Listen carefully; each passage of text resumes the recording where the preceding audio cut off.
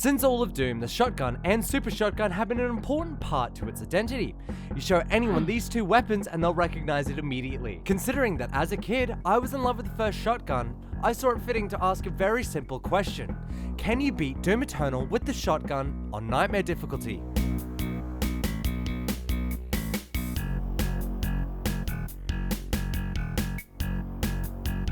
The rules are simple. The only gun I can use is the shotgun. No BFG, no Crucible, no Unmaker, not even the super shotgun. Just the shotgun and its mods. I also cannot use Sentinel armor. What I can use, however, are the two bombs, the blood punch, extra lives, power-ups, except Berserk, and the chainsaw. And it must be beaten on Nightmare. As much as I'd love to put myself through the pain of no ice bomb or no blood punch, I'm not that much of a masochist.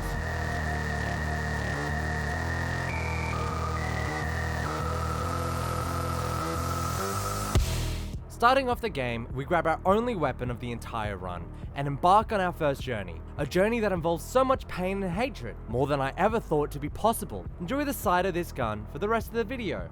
I finished my first arena, barely setting me up for the pain I will endure later. At least Nilox gets the easy way out. I then move on, narrowly avoiding the most difficult obstacle in the game. Get the yellow keycard and make my way into the subway tunnels, which proves to be my hardest battle yet. But I am rewarded with the grenade launcher. I make my way to the Khan Maker and confront the other Hell Priests, Aura farming for the love of the game, and return to the Fortress of Doom where I pick up my next tool, the Flame Belch. I also grab my first Sentinel Crystal and make my way to Exultia. This is the place where I meet my first Hell Knight, which, lucky for me, isn't a challenge because I'm an absolute boss with the shotgun. I grab my first rune and make an absolutely amazing shot against a Caco demon, impressing my girlfriend, which is exactly what I want. Fuck, that was a good shot. Shit. I reunite with my first love, the Dashes, and go to talk to King Novik, and he yaps and yaps about nothing. I then enter Hell and acquire a plasma rifle. I'm not really sure what it does, but I think I'll just stick to my trusty shotgun. I am then reminded of my absolute hatred for cacodemons and their stupid antics, eating up 2 of my extra lives despite the fact that my grenade went into its mouth. I then decide to annoy the betrayer out of resources, and despite his bitching, he gives it to me and I scroll away into my Fortress of Goon, which gives me the ice bomb and a chocolate coin for my troubles, and I make my way to the Cultist Base.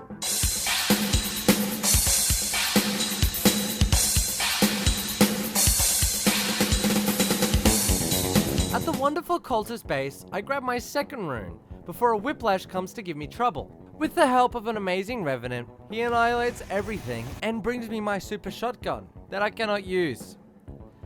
I miss my super shotgun. I am then met with my first Doom Hunter, and after some trial and error, I inevitably kill him with arguably one of the best songs of the Eternal soundtrack. 2 more then show up, which are short-lived. Surprisingly, the shotgun is pretty good at killing the Doom Hunters. After killing Diag Ranak, I retreat to my Fortress of Solitude for a nice coffee and cheese toasty.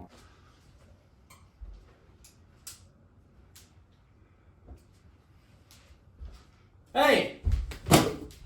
Before being interrupted by the Khan Maker, we arrive at a pretty good representation of the United Kingdom. England! Come on, England! Making our way slowly to the Super Gore Nest, also known as Buckingham Palace. After clearing out the demons, we shove a key into a yellow gore hole, venturing further into the depths unknown. My descent into madness is unparalleled. Acquiring the keys, I put them in the gore hole before blowing up the gore nest and returning to my Fortress of Boom, where I unlock more runes and the classic marine skin.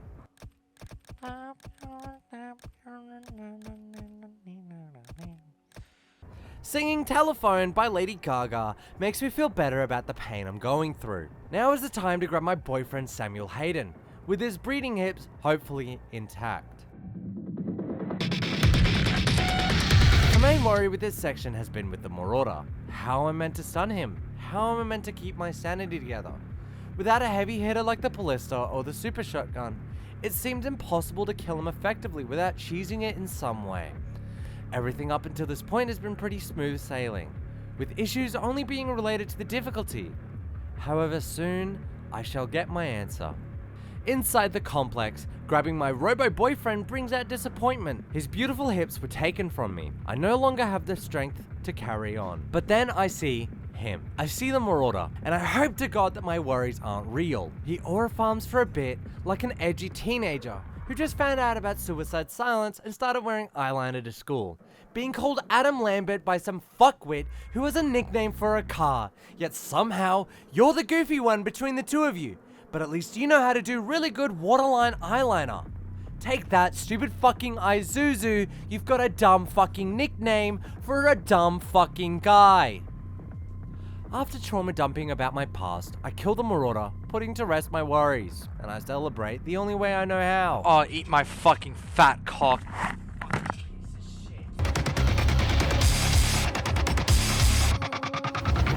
Acquiring another plasma rifle, I immediately switch it out for the superior Chad shotgun and go to town on some fodder, which makes me feel better about my really high death count. That's probably in the hundreds by now.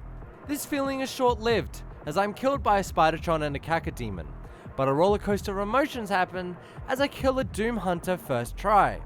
I actually feel like I'm improving as a player by doing this challenge, but more on that later.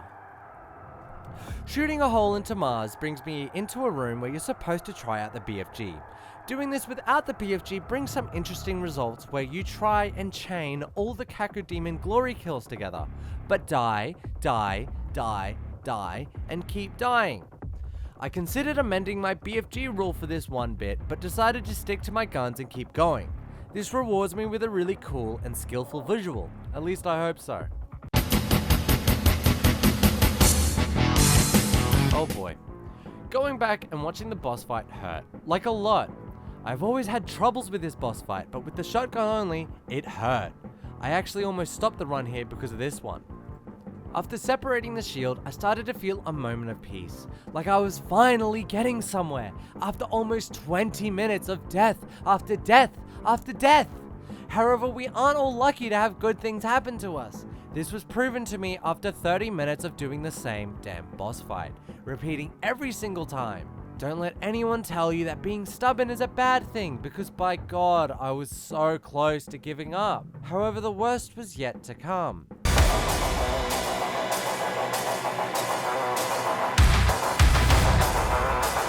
Arriving back to my fortress of Coom, I am rudely greeted by my prisoners of war. Are they prisoners of war? Is this a war? These are important questions. Id, get back to me on this, please. After dispatching the POWs, I travel to Nabad, where I get a lore drop on the Doomslayer and a Marauder to boot. After my first encounter, I was a little bit more equipped, however I still died a lot more than I would like to admit. Being an Archvile fan made me nervous. Effectively killing the Archvile requires a lot more weaponry than I have access to, and figuring out how to be consistent on stopping its buff/summon ability was the hardest part, and even now I'm still not that consistent. But trial and error got me through this tough and grueling challenge. Grabbing the Crucible hurt, but the arena to test the Crucible hurt even more. With my only option being the shotgun versus a shit ton of heavy demons, it became challenging from the very start to the very end, with even an Archvile showing up, making me hate Archviles more. I unfortunately am no longer an Archvile fan. Arriving at Nekravol reminds me how cool hell looks in the Doom games. Making a move towards the ambient fight, I struggle harder than I should have. I still have no clue why I struggled this much, because it's a simple fight. But whatever, I'm tired and I hate this challenge already. But not as much as I hate this next section.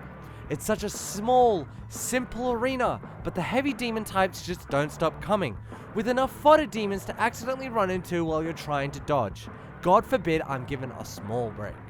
An Archvile and a Marauder appear in the last section of Nekravol, which unfortunately for them, I've been trained way too hard on the ways of the shotgun, and I dispatch them fairly easily, bar 3 deaths.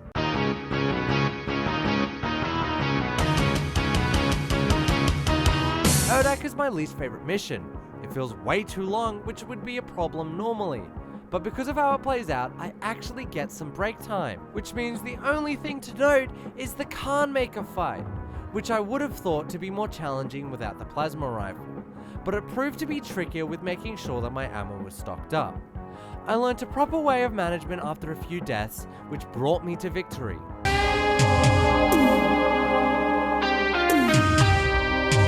This is it, the final sin. I never have been anxious before a boss fight I have completed so many times before. Seeing the icon of sin roam around what I presume to be Sandy City brought a sense of dread that I'd never felt before.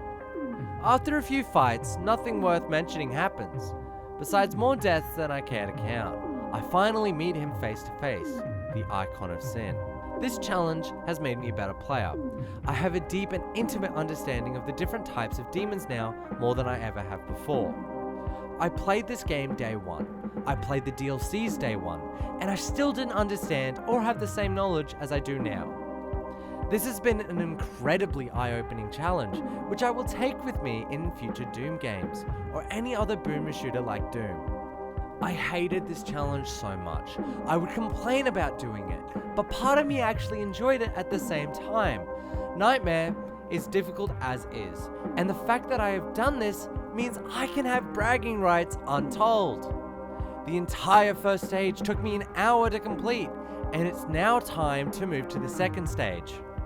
Dodging and weaving every single attack, every heavy demon that I couldn't kill, all my focus was on the icon of sin. And I finally did it. 3 days of yelling into my microphone, 3 days of wondering if I abandoned this challenge because I started resenting my PC. It's all over. Never before have I had trouble with a game in the same way I had trouble then, but the bragging rights were well worth it. The pain I endured was worth it. I get to bring it up on Twitter or to my friends that I answered the question, can you beat Doom Eternal on Nightmare with only the shotgun?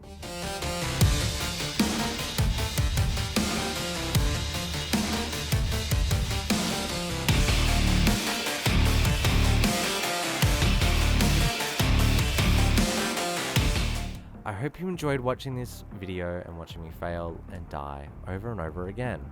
I also really appreciate the time that you've given this video. I mean, getting here, that's crazy. That means a lot to me. I want to give a huge shout out to my girlfriend, Frog Woman. Obviously, being that she's my girlfriend, I'll always be appreciative and always wanting to shout her out. But she's actually let me use her recording equipment, which has been an honor with high-end stuff that I've never used. I've recorded music, but nothing with any of this stuff. So huge shout out, Frog Woman, down below in the description. If you want to see me do anything special, like any challenges, please let me know, and I'll see if it's feasible, and I'll do my best. But in the meantime, I will spend the rest of my days trying to top this feat. Yeah, thank you so much for watching.